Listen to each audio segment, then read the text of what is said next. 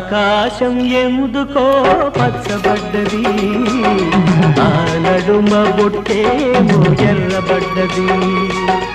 ఆకాశం ఎందుకో పచ్చబడ్డది, ఆ నడుమ బొట్టేమో ఎర్రబడ్డది. వీచే గాలుల తాకిడి, సాగే పువ్వుల అలజడి, రమ్మని పిలిచే పైబడి.